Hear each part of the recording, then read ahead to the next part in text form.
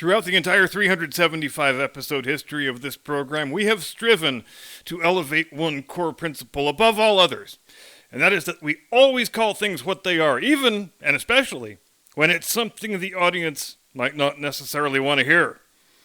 I'm not going to call this a trigger warning because, frankly, if you were the type of person who requires trigger warnings, you wouldn't be watching this channel in the first place. But there will undoubtedly be those among you for whom what I am about to say will hit rather uncomfortably close to home. And if you get offended by it, tough. That's your problem. I don't apologize. Because it's like I have been telling my kids all their lives. No one can cause you offense. Being offended is a choice that you make for yourself. If someone says a thing and you get your knickers in a twist over it, you have chosen to impute that person with that power over you. And I think that's just about long enough of a disclaimer, so let's get down to the brass tacks, shall we? Here it comes. If you give the slightest inkling of a good goddamn about this stupid Republican debate that's happening this week, stop. Because you are part of the problem. Why are you part of the problem? Well, I want you to take a look at the nearest calendar. Because it is currently August of 2023. The presidential election is in November of 2024. 15 months from now, in other words. 445 days, if you want to put it in even starker terms. And if you've been following American politics longer than 5 minutes, there's something you already know about presidential elections. And that is that nothing ever happens in a non-election year in a debate that makes a single damn bit of difference in what winds up happening in the election itself. The only thing that ever happens the year before the election is that some of the candidates wind up slitting their own throats, shooting themselves in the foot, kicking themselves in the balls, pick whichever metaphor you prefer, and they wind up having to drop out of the race before the election year ever arrives, just like we were talking about last week with Gary Hart and Joe Biden. Back in 1987, one guy got exposed as a philanderer, the other guy got exposed as a serial plagiarist who lies about pretty much every single detail of his entire life. And for Joe Biden, that's a regrettable habit that only has gotten worse instead of better as the decades have gone on. At least, that's what Corn Pop and Nelson Mandela told me.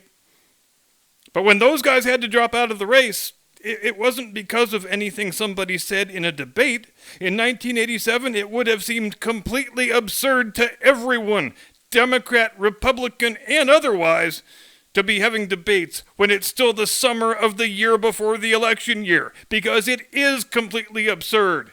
And sure, sometimes these things provide a couple moments that make for some interesting television, something mildly entertaining, especially in 2016 with Trump on the stage. I'm not going to pretend I didn't find that stuff amusing. But did it have the slightest bit of bearing on who wound up with the nomination or who wound up in the White House? No, it did not.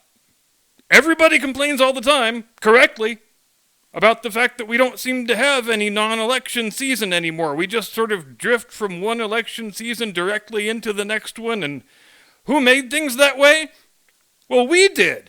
By paying attention to debates that happened 15 months before the damn election. By tuning in and giving ratings to the fake news sludge factories that produced the freaking things. By listening to radio hosts and podcasters who drone on for hours and hours about debates and poll numbers when we are so far out from the election that you've almost still got time to knock up your wife, get the baby delivered, then knock her up again and get that baby delivered before it's time to actually go to the polls. By paying attention to this garbage, you give a lot of people exactly what they want.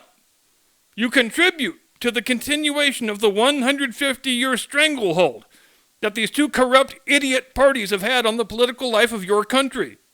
You contribute to the survival of legacy media fake news organizations that ought to have died at least 20 years ago. Here's a news flash. Not one single person on that debate stage tomorrow is ever going to be the president. And in their heart of hearts, they all know it. For some of them, they're hoping to position themselves to maybe be Trump's running mate. For others, and I'm looking at you, Hutchinson and Christie, they just want their faces on television and they are willing to say and do absolutely anything if that reward is potentially in the cards. Those two jackasses in particular are so in love with the red light on the TV camera, it would even make Tony Fauci blush. All they want from life is to spend the next Trump administration as trained SEAL CNN contributors who get trotted out to read lines off a teleprompter about how very, very awful the bad orange president is. But we are going to talk about debates tonight, and if that makes the host a hypocritical bastard, I guess that's fine. Because it just so happens that today, or yesterday by the time you're watching this, is the 165th anniversary of the first Lincoln-Douglas debate, and there is much about the story of those debates that serves as an illustration of just how brain-dead and ignorant and intellectually benighted we are compared to the people who lived in Illinois in 1858. Jim Eagle, hit the music.